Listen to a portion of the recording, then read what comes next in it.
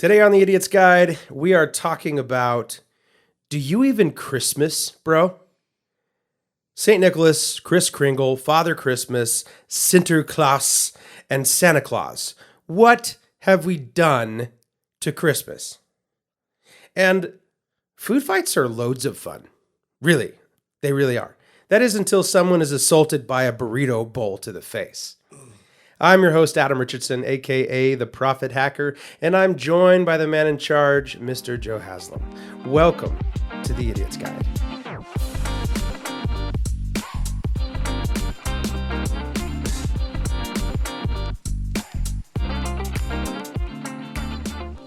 All right, so one of the things that you and I had a conversation the other day, and it's kind of grown over the last little bit. We both have stacks of paper in front of us.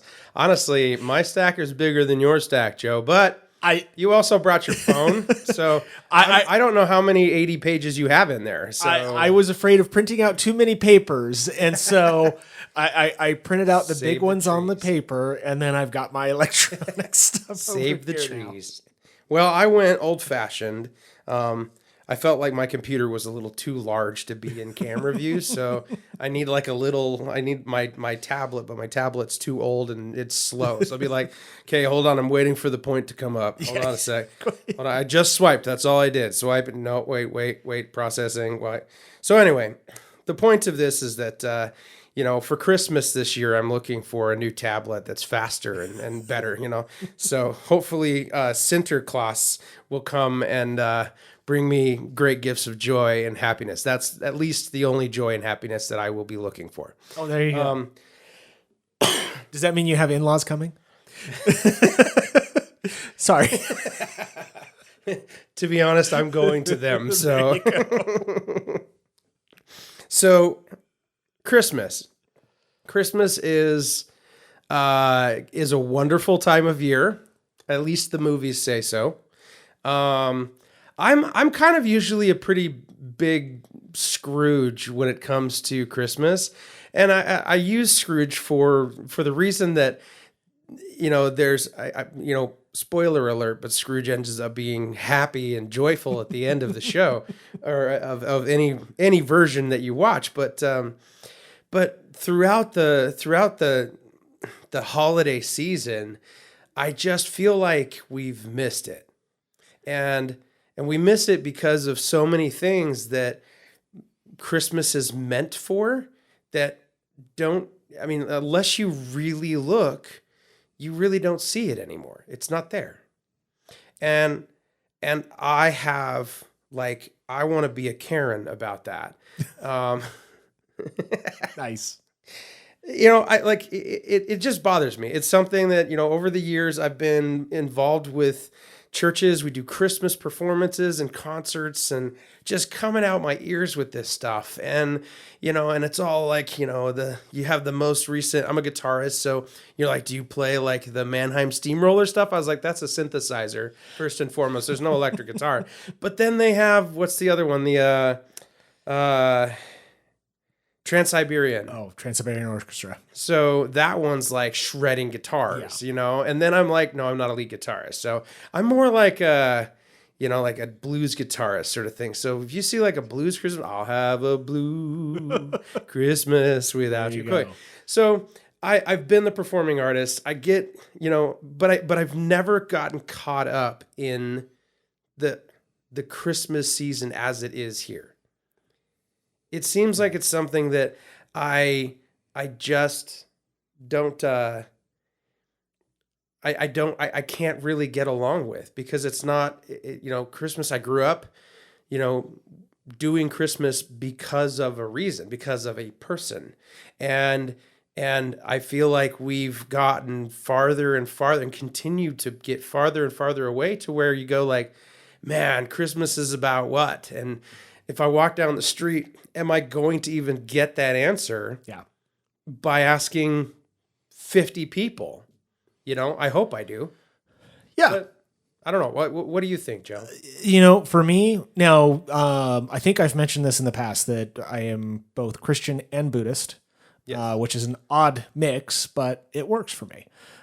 So from that perspective, it's Maybe one day we'll break that down. There so you it makes a little bit more sense because you and I have talked about it and I understand. Yeah. So, so we definitely do celebrate Christmas in our household. But on the Buddhist side, there's really nothing about Christmas and really the idea of major celebrations and things like that. It's all about balance, and so you don't have these.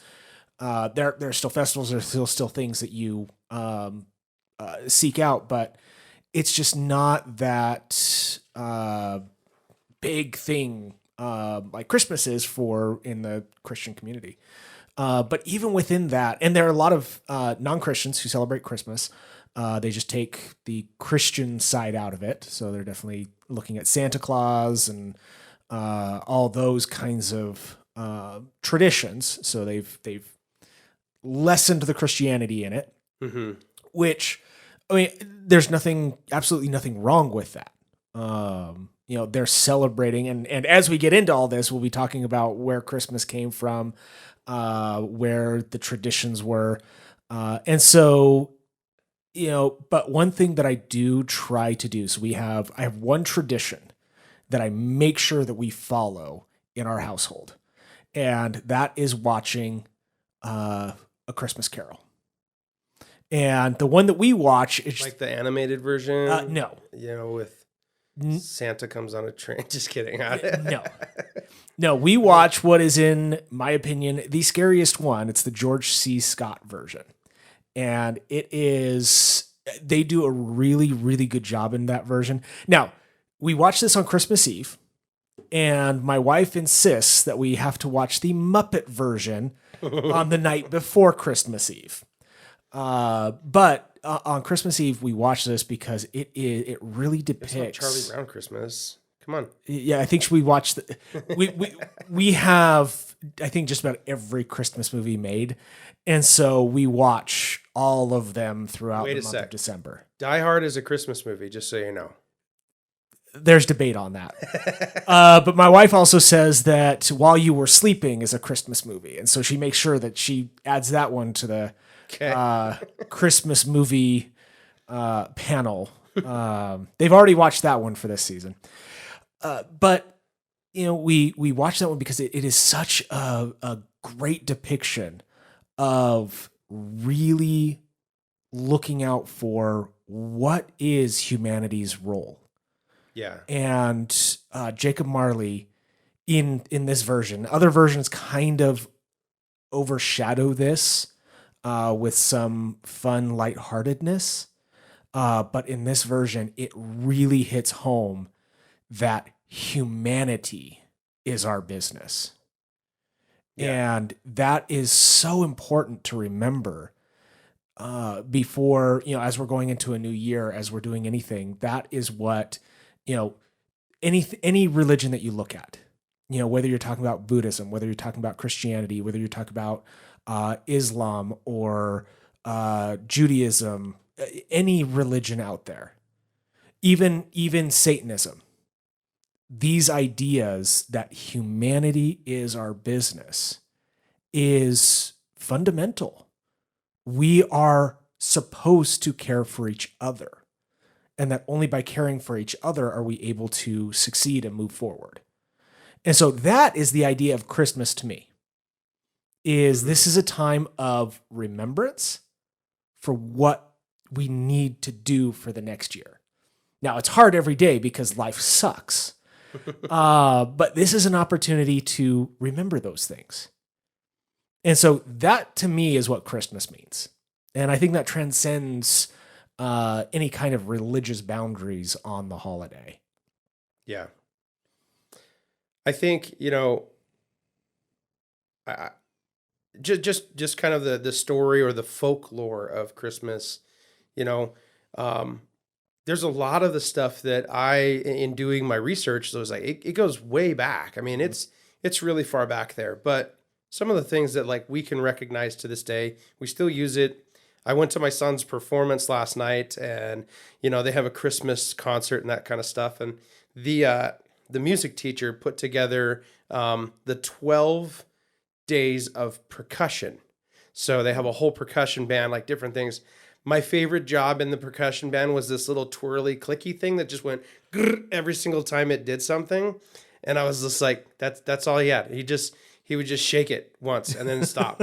And it was like every 8 measures. It was like just, I'm counting, grrr, and then you'd count again. And you're just like, you probably do that 4 times and that's your job. Like, I want that job. Yeah, no kidding. But 12 Days of Christmas, okay? One of the recognizable things, it's covered from lots of different bands and lots of different versions. And even like there's 12 days of all sorts of inappropriate things that you can imagine.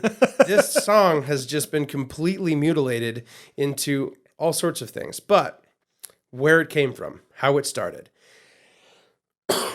The song didn't originate here, but the 12 Days of Christmas originated by something called the Council of Tours. It's 567 CE. Basically, the 12 days from Christmas Day to Epiphany.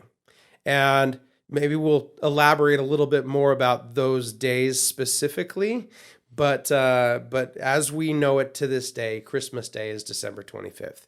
Our culture here practices it as December 25th. So from there to the 5th of January, or technically the 6th of January, is what they call Epiphany. That was determined of 567, and what it was meant to do was, over that period of time, each day a process of rededication was happening. So there was a French songwriter in the 1780 abouts that wrote the original 12 Days of Christmas. And I'm going to go through them real fast, if that's okay. Because it kind of talks a little bit about this, but it's a lot of this is saying like, man, you aren't going to hear anything about Santa Claus in this at all. Okay? But yet we incorporate this and be like, wow, how do you fit that in a pine tree when a Christmas tree and whatever it is? Like, okay, so I'll give a brief description of each one, and I'm going to try to go through this as fast as I possibly can. All right, we'll see. So, number 1, on the first day of Christmas, my true love gave to me a partridge in a pear tree. Okay, a partridge in a pear tree represents none other than Jesus, Son of God, whose birthday we celebrate on the first day of Christmas. Christ is symbolically represented as a mother partridge. Not necessarily that Jesus is a female, but a partridge is the only bird that will die to protect its young. It will do anything it can. On the second day of Christmas, my true love gave to me 2 turtle doves and a partridge in a pear tree. These twin birds represent the Old and New Testaments. So in this gift, the singer finds the complete story of the Christian faith and God's plan for the world. The doves are the biblical roadmap that is available to everyone. All right? On the third day of Christmas, my true love gave to me. I'm singing this to you, Joe. Thank you. Originally, actually, this is going to get really awkward at some point.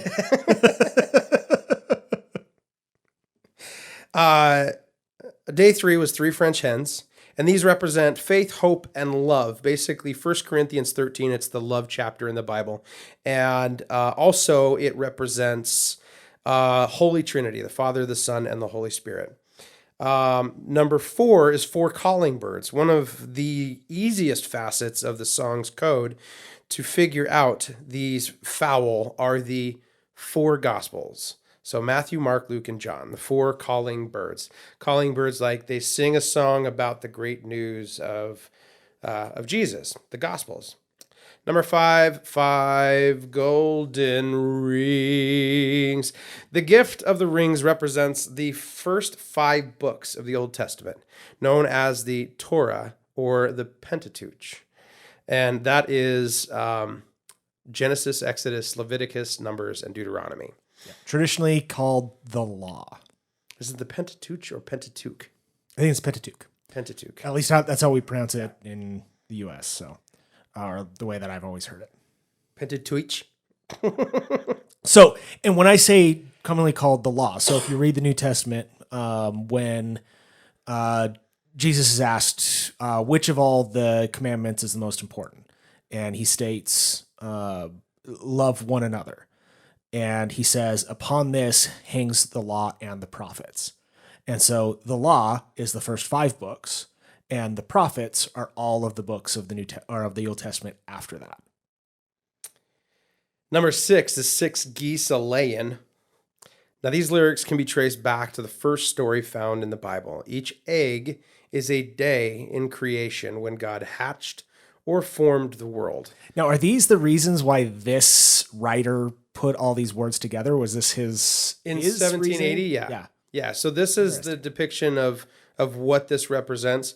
And the reason why they did this is, like if I kind of take a side note here, is this was something that the Catholic Church really enforced on the believing body, and made sure like you have to do this, you must do this, and really made it quite arduous to be obedient. And so this idea of remembrance is like, it's not technically, it's a remembrance, it's not a gift. Like, what am I getting? So this idea, my true love gave to me a partridge in a pear tree, is my true love is Jesus, my relationship with Jesus. Then you have this, gave to me a partridge and gave to me him, gave to me 5 golden rings, 6 geese a-laying. So it's each one of these incrementally reminds me, and this isn't to do, it doesn't necessarily have to do with actually what Christmas to Epiphany is, that those 12 days. I actually I just realized I didn't write those 12 days down. I don't know if you did, but they are actually commemorative days. Each day is a particular thing that is thought about. This is similar, but it's not what it is for the 12 days. And so, anyway, the 7 swans of swimming are the 7 gifts of the Holy Spirit. So prophecy, ministry, teaching, exhortation, giving, leading, and compassion. 8 maids of milking. As Christ came to, this one was weird to me, but it made sense. As Christ came to save even the lowest of the low, this gift represents the one who receives his word and the ones who receive his word and accept his grace. Being a milkmaid during this time was the worst job you could have in England during the period. This code conveyed that Jesus cared as much about the servants as he did those of royal blood. The 8 maids of milking. And so what it's talking about is it's representing the Beatitudes in the Bible in Matthew chapter 5, 3 through 10. And then 9 ladies dancing. These 9 dancers were really the gifts known as the fruit of the Spirit, or fruits of the Spirit, including love, joy, peace, patience, kindness. Yeah. I can't remember the rest of those. I was interrupted when I was writing them down. Yeah. I was doing my studies and Joe was like, hey, stop. You have way too much material. Let's go. So We've got a lot here. we are like, And this is in true tradition. I think our listeners can guess who came up with this idea. As is, tradition for my ideas, they end up taking too long. it's true. All right. 10 Lords of Leaping. This one's probably the most, if you were to try to think, all of these are biblically founded, biblically referencing. So what do we have that 10 represents? And 10 represents the 10 commandments. Okay. The Lords of Leaping, 11 is 11 pipers piping. Now, this one was kind of interesting to me because, obviously in 1780, that's, 1780 years later, But you talk about the 12 apostles, and out of the 12, one of the disciples betrayed and left, gone, right? He was later replaced by Matthias, I think. I think it was Matthias. But this was and I don't necessarily, this is always a big, I'm going to be careful how I say this. Judas betrayed Jesus. There's another part of this that it says what he did, and that's the always debated situation about how he Yeah. dispatched. Only 11 men carried out the gospel message. So therefore, the 11 pipers piping. You're out there sharing the message, okay? Number 12 is the 12 drummers drumming. The final gift is tied directly to the Catholic Church. The drummers are the 12 points of the doctrine in the Apostles' Creed. I grew up reciting the Apostles' Creed. It is one of the oldest creeds in history as far as this, and it's a declarative statement to speak about your belief. If you were to ask, what do you believe in? You recite the Apostles' Creed because it talks about, I believe in God the Father, maker of heaven and earth, and and so on and so forth, how he died and rose again on the third day. And just it's really, really cool. If you guys have never read the Apostles' Creed, it's a really cool thing. I did it more like it became just kind of a rote recitation, but it was a recitation. I'm not like yeah, that's resuscitation. stay alive. Yeah, I had never even heard of the Apostles' Creed until just now. Really? Oh man, Yeah. it is the oldest known creed, a declarative statement about your belief. Interesting. Presumed to be written from the apostles themselves. Collected, it wasn't written until like, I want to say like 120 or 130 AD or CE. But it was around that time that they collectively found this parchment of statement that said, this is what we believe. And so they're like, okay, yeah. So that's the 12 days of Christmas. That really, honestly, I don't think anybody recognizes what they're doing when you're just humming along to the Reliant K version where they do this really super fast and poppy and punky and yay, you're just like, that was entertaining. Cool. Yeah. But then you realize the depth and meaning of every single one of these has passage and lineage all the way back to creation. Yeah. And some other history when it comes to the 12 Days of Christmas, not the music, but the actual part of it. So, or the celebration, I guess. So it started in the early Middle Ages when Epiphany was much more important than Christmas Day. Mm-hmm. And so it started out as the 40 days before Christmas became the 40 days of St. Martin. And he was St. Martin of Tours, which is where you got the Council of Tours later on. And then that became known as Advent. Yes. And so our Advent calendars and all those things. And then in Italy, Saturnalia traditions started to be applied to Advent.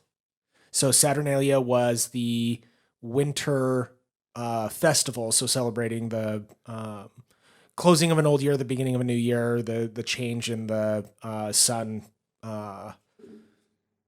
Fewer hours to start going into more hours. Solstice. Yeah, the solstice. And then in the 12th centuries, those traditions were transferred to the 12 days of Christmas. And so it was in 567, the Council of Tours created the 12 days of Christmas. And then slowly over time, it's about 700 years when that turned into these traditional ideas. And then 500 years after that, or 600 years after that, it turned into this music that we're hearing now. And so it really is an evolutionary process of something that was a tradition and slowly is added upon to, I guess, heighten the tradition, give meaning to it so that it reaches more people. Because remember, I think a lot of people forget that during these times, people didn't read. The priests were the only ones who actually could read, or the upper class. And so the common people didn't read.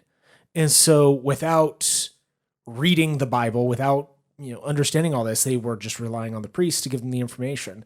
And if they wanted to have new traditions, the easiest thing to do is establish these traditional celebrations, add some meaning to it. So as you're going through it, it's verbalizing what these ideas are. Because again, they didn't read. Literacy wasn't a thing. Yeah. That's also why the church, the early Catholic Church, was all in Latin. Mm-hmm. Was also because they couldn't read and they could only understand the Latin, so they had to take the priest's words for it. Yeah, we're not going to get into the implications of priests and sharing the information. But this was why. I mean, they were sharing this information so that, there was a meaning to it, because we do this with kids all the time. That's how we teach them, is we give them principles or ideas, not necessarily the definitions. Yeah. And then once they get older, then they start to learn more, understand more, all that. And so it's kind of the same thing. So each day actually represents, in the Catholic tradition, they represent different feast days, basically. And I have the list of them. I'll go through them really super fast. But it's day 1, Christmas Day, obviously. We know why Christmas Day is there. Day 2, St. Stephen's Day. And so that one's talking about like service to the poor. Day 3 is St. John the Apostle Day, writer of the 4th Gospel. Day 4 is Feast of the Holy. Feast of the Holy Innocents. Those are memorializing like infants that King Herod ordered to be killed as he searched in fear of the Christ child. So talking about before Jesus was born, and Herod put out that you will go and find children and kill them. Day 5 is St. Thomas Becket, the Archbishop of Canterbury, and was killed in the 12th century, challenging King Henry. Day 6 is St. Egwin of Worcester. Is it Worcester? Worcester? Worcester. What? Worcester. Worcester? There's a R and a C and an E in there. Like that doesn't make any sense at all. Worcester. Benedictine monk, known as the judicious protector of orphans and the widowed. Day 7, New Year's Eve, honoring Sylvester the First, earliest pope, basically one of the earliest popes. So not Stallone. Serving 4th century, huh? So not Stallone. No, close. Okay, probably related. Got it. Day 8, New Year's Day, day of feasting dedicated to Mary, the mother of Jesus.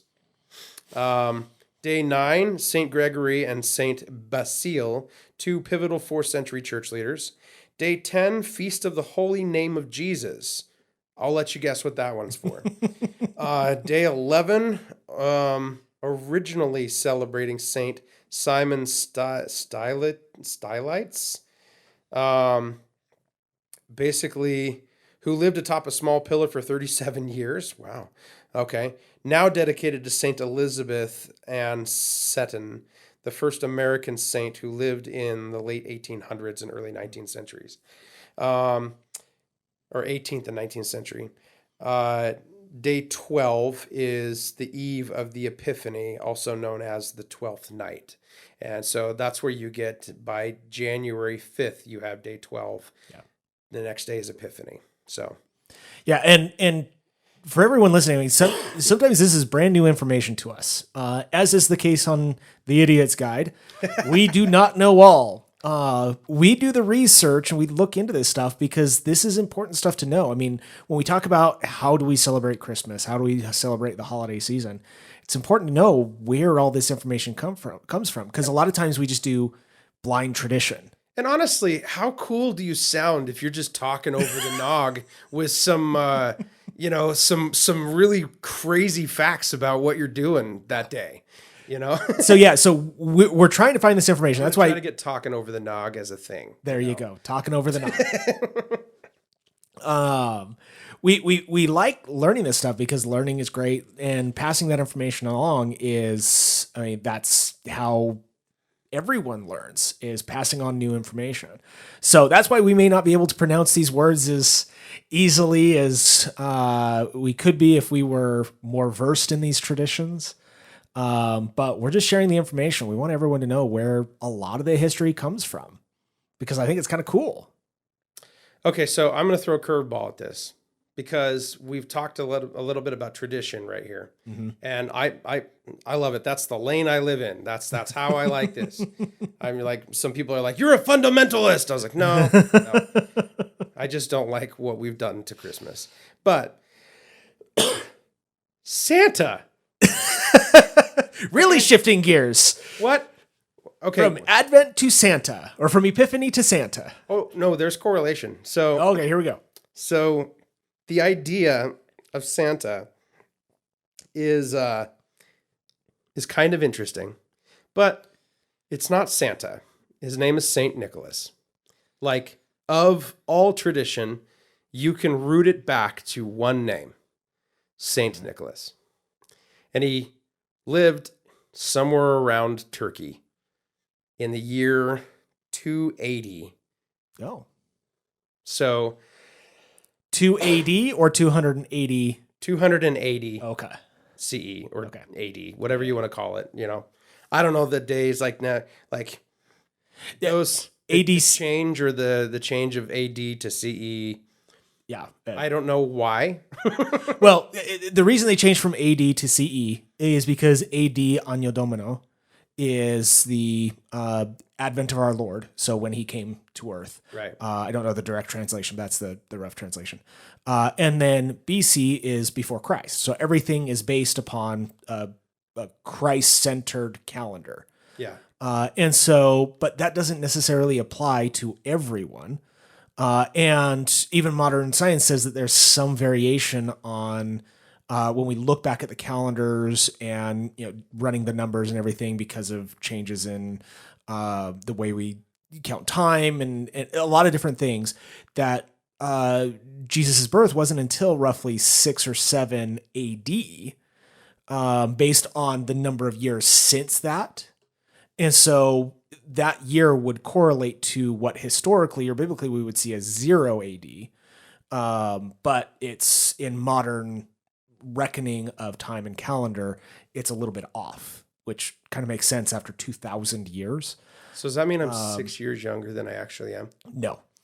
Darn it. Because it's about the passage of time. Oh. And so in order to make it easier and more generic to everyone, it is the current era and BCE before the current era.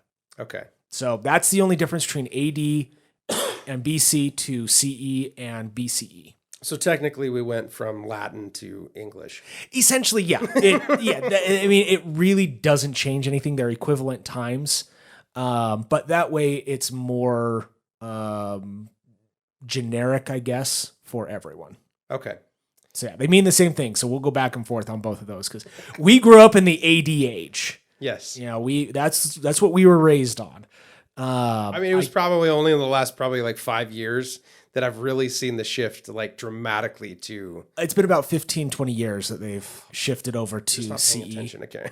Well, I mean, maybe I was also out of school at those years, so I'm not like, unless I pursued historical education, which I did, but it's But yeah, I mean, general acceptance may have been more recently, but okay. So back to the very, very important question that I was talking about. The topic is Saint Nicholas. He was born in AD 280 or CE in Patara in Asia Minor, which later became Bishop of Myra in modern day Turkey. So he was born in 3rd century to wealthy Christian parents in Patara, a harbor city in modern day Turkey. It is probable, so the guess is that Nicholas's parents, they could trace their spiritual heritage So basically becoming believers all the way to Apostle Paul.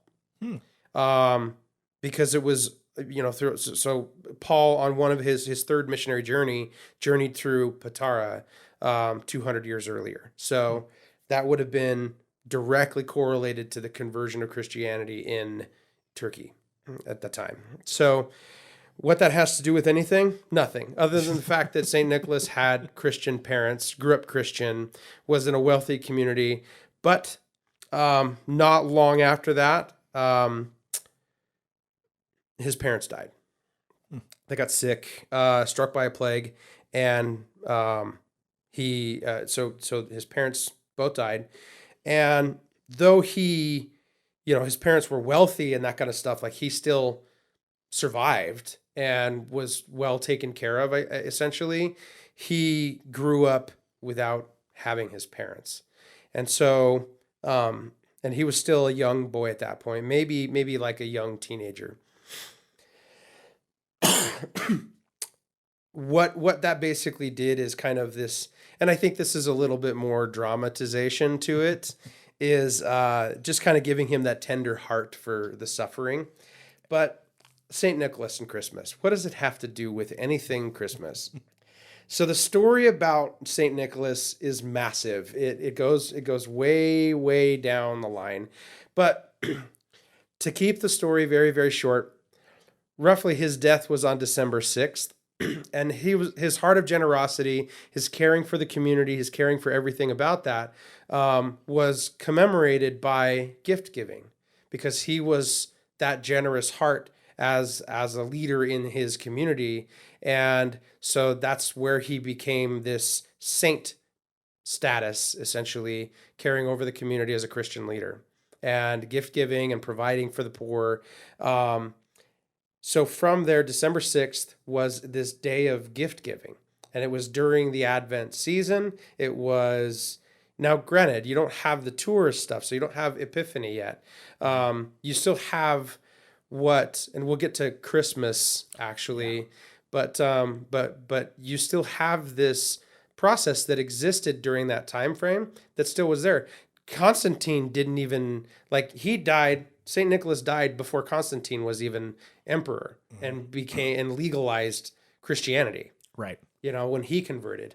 And so, and that's another story in and of itself. But if you can think of the tumultuous time that he was in, being a leader, a Christian leader, influencing what was going on, carrying on that line from even Apostle Paul in the thought of how this came about, and him walking that path of what Christian leadership you would look for.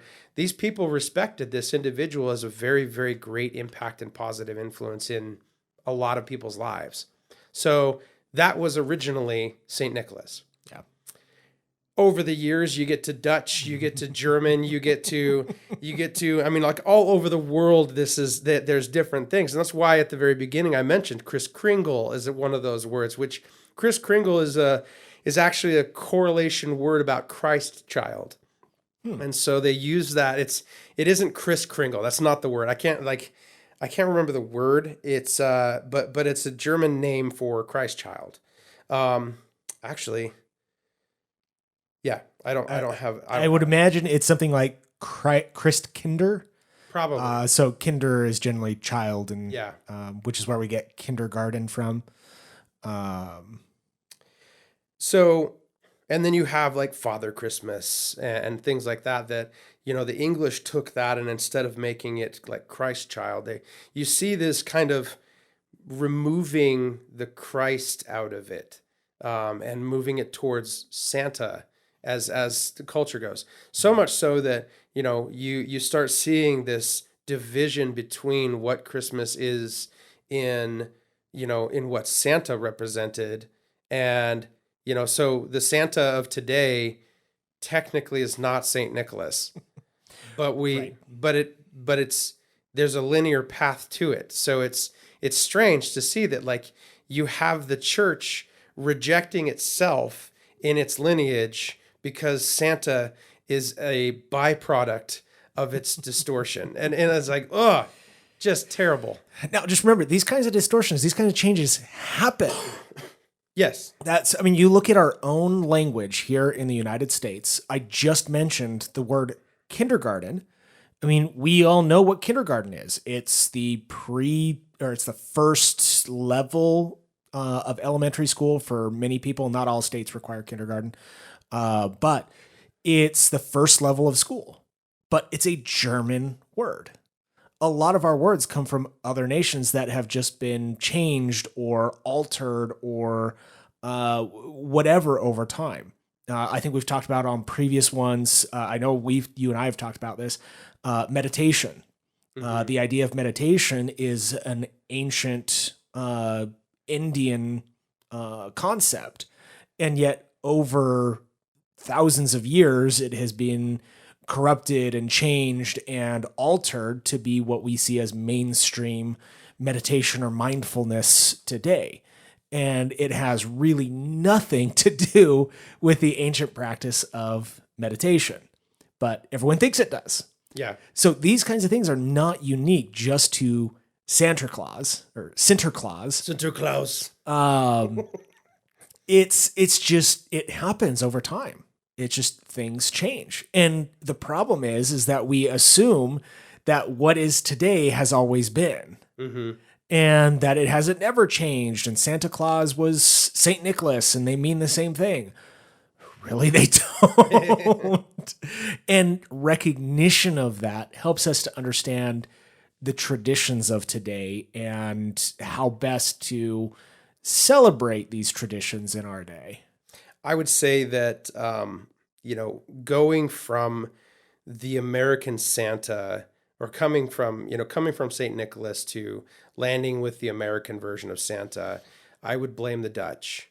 The Dutch basically, they have their bishops would wear vests that are red with white fluff on them. And so you have this okay, all right, I get that. Bearded, very, white bearded, that kind of stuff. They're the bearded cleric, tall. That was typically what St. Nicholas depicted as in Dutch tradition, Middle Age, was this tall, thin, bearded cleric. And then, their bishops would wear those kind of vests, the Dutch Sinterklaas. But the chubby and plump looking Santa that we know of today wasn't really adopted until the 19th century, in the 1800s, when the poem was "'Twas the Night Before Christmas" was written. Yeah. And then became this depiction of Santa as this chubby fat man who somehow miraculously fit down chimneys and delivered presents to everybody. Yeah, and when it came to American settlers, the Puritans were still very, very, very much against Christmas. Yes. Very much against Christmas. Yes. It wasn't even really recognized in areas like Boston until the mid-19th century. And so these other areas, Pennsylvania was one of the big ones, which is the Pennsylvania Dutch, where they really enthusiastically celebrated Christmas. And it was very much a bright and joyous season, perhaps sometimes a little too joyous. But that's where the idea of Santa Claus came from. The American version of Santa Claus it was really that culture war between the Pennsylvania Dutch and other groups like that celebrating Christmas against the Puritans, who were very much against Christmas. You also have this idea that Santa, what he represented over the years in regards to Christmas was, I don't know if there's a correlation between the Dutch and the Night Before Christmas poem, but the goal behind the poem was to really kind of smooth out this, hey guys, you don't need to be afraid of this guy. Because Santa was literally over the years was this authority to help remember all of these things about what we do, what Christmas is for. Remember, he's a Christian leader in the community. Yes, he was a giving heart, but the celebration was his death day on December 6th. It wasn't Christmas Day. That was in commemoration of St. Nicholas. So getting it to jump all the way to the 25th and it becomes something where we are just covered in gifts and it's Santa who's delivering those, that honestly is so new of a concept. It wasn't until the 1800s where that happened. Before then, it was a time of remembrance. It wasn't this pile of presents under a Christmas tree. And Puritans wouldn't allow any of that. Yeah. You know? Yeah, the traditions of Christmas have really, really changed a lot over the centuries and, different, depending on where the culture was at the time, what outreach there was. And I mean, there were so many different changes to the idea of Christmas over time. It's really, really astounding to look back and see how it's changed. Yeah. I mean, you can go to like Martin Luther and his fight against Christmas and basically about Santa Claus and his addressing of Santa Claus. He used, because the reason why was because it was starting to blend together. This December 6th date of gift giving and December 25th of Christmas Day started to blend together so much that they're like, guys, we're losing sight of the Christ child, what we actually are here for. And so that kinder that you were talking about, that's where that comes from, is that Martin Luther was German, and his emphasis on making sure that we don't forget about what Christmas is for, and don't not to dishonor Saint Nicholas, but to say, guys, they are not the same thing. Right. They are a holiday just like we commemorate other saints, but we don't want to blend this so much that you don't remember that this holiday is for nothing to do with Saint Nicholas. And then later, though, I think what's really good is there's a couple writers. There's J.R.R. Tolkien. So if you guys aren't familiar with that person, you should be. Shame on you if you're not. Yeah. Lord of the Rings writer and the Hobbit writer.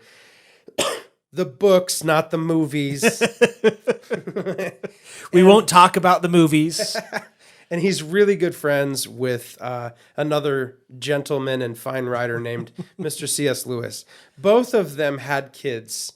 And one of the things that I think the 'Twas the Night Before Christmas poem did for this is kids learn best when it comes to this kind of magic to it, or fantasy. So it's not necessarily that, you want them to just stay there, but you and we're going to sit here and be like, give me the points, give me the facts. I want it dry. I want to have to drink water because it's too dry, like give it to me straight. But a kid, it's like, oh man, comes in on a sleigh with bells ringing and it's pulled by reindeer and he's singing, ho, ho, big belly laugh, ho, ho, ho. And joy is just like a stream of joy is following behind him. He's giving gifts and this kid is just representing that. So in Tolkien, he used to write letters to his kids talking about this, but letting him know that he was there to spread the news of Jesus. Yeah. Well, C.S. Lewis did it in one of his most famous book series is the Chronicles of Narnia. Mm-hmm. And in that series, there's a moment where they're saying Aslan is coming, and Santa comes into the scene, and he's Father Christmas. Father Christmas. You're right. And he uses the word Father Christmas. Okay. And he's there to share the news of Aslan. Aslan is this representation of God or Jesus, and that the White Witch is losing, And so these in one sense it's what is it, allegorical, or is it, And in the other one, it's just kind of continuing to not lose sight of what Christmas is for. Yeah, and I think a lot of times we like getting our facts, just handed to us. But realistically, the best way even adults learn is through storytelling. And so when we look back at Christianity, Jesus taught through parables. When we want to illustrate a point, we make analogies.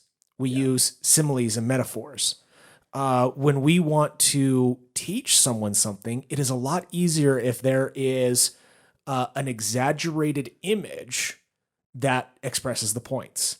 Now, that's much more exaggerated with young people. So if you watch any kids show, from age maybe 1 to 5, these are hard to watch because they're so exaggerated.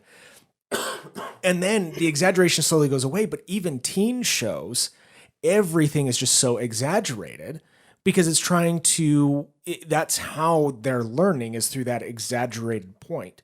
And then it slowly becomes muted over time. But even as adults, one of the most popular TV shows ever was Mythbusters. I've actually been going back and rewatching those, but it's kind of cool because, you see they're sharing these myths, how all these things come about. But they show you how it isn't true, or if it is confirmed or anything like this.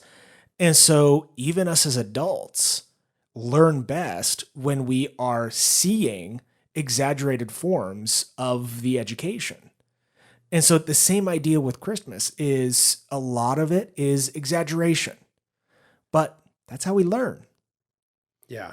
And so even as adults, when we're celebrating these things, yeah, that's how we learn. Now, eventually, we as adults start to move away from some of the more traditional ideas of Christmas. But I still, like I said, we watch A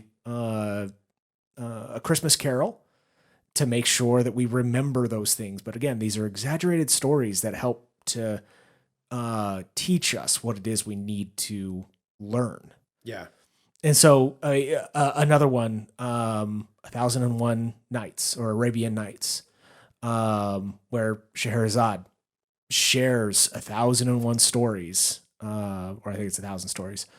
And it helps the Sultan to learn and get that perspective. And so this is not just a Christian thing. It's not just a, adult or child thing. It's everyone. Mm-hmm. Everyone learns through storytelling.